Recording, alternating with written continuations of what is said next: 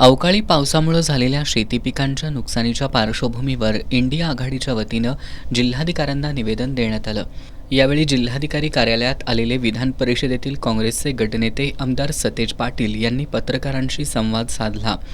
आमदार सत्यजित तांबे यांनी राहुल गांधींविषयी केलेल्या वक्तव्यावर बोलताना आमदार तांबे यांना हे वक्तव्य शोभत नसल्याची टीका आमदार पाटील यांनी केली। सत्यजित तांबेंचे वक्तव्य अत्यंत चुकीचं आहे।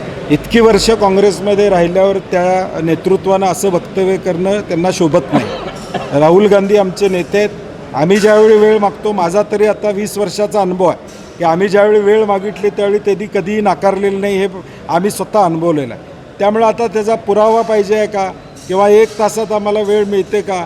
आता आम्ही जर उलट्या बाजूला बोलायला लागलो, कोणाची 1 तासात वेळ मिळते, कोण भेटते, त्या राजकीय चर्चेत मला जायचं नाही।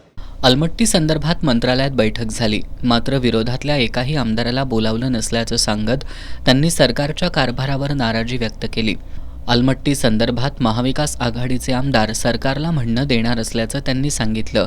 पूरस्थिती रोखण्याबाबत जागतिक बँकेकडून जो प्रकल्प होणार आहे त्यामध्ये दुष्काळग्रस्त जिल्ह्यामध्ये पाणी लिफ्ट केलं जाईल असं सांगितलं जाते, मात्र हे आम्हाला मान्य नाही। जागतिक बँकेच्या प्रकल्पाचा DPR दाखवला पाहिजे। दाखवलेला DPR पूर कमी करण्यासाठी पुरेसा आहे असं वाटत नसल्याचं आमदार सतेज पाटील यांनी सांगितलं।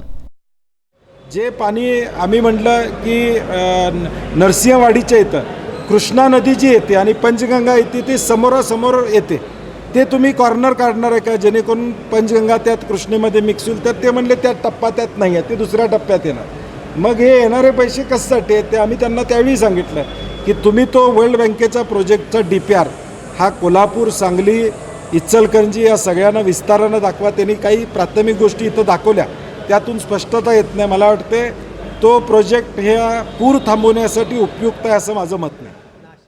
CBSE अभ्यासक्रमामध्ये छत्रपती शिवाजी महाराजांच्या वरील इतिहास वगळण्यात आल्यानं त्यांनी नाराजी व्यक्त केली। याबाबत राज्य सरकारनं भूमिका घेतली पाहिजे असंही त्यांनी सांगितलं।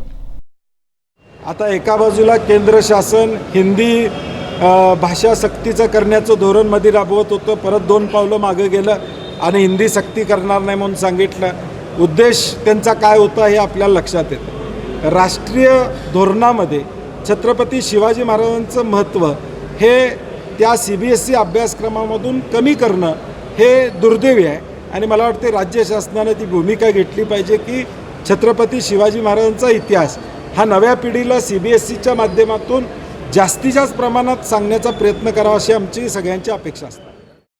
शिवराज्याभिषेक सोहळ्याबाबत संभाजी भिडे यांनी केलेल्या वक्तव्यावर बोलताना आमदार पाटील यांनी शिवराज्याभिषेक सोहळ्याच्या तारखेच्या वादात न पडता छत्रपती शिवाजी महाराजांचा विचार सर्वांपर्यंत पोहोचवण्याचा आमचा प्रयत्न असेल असं सांगितलं।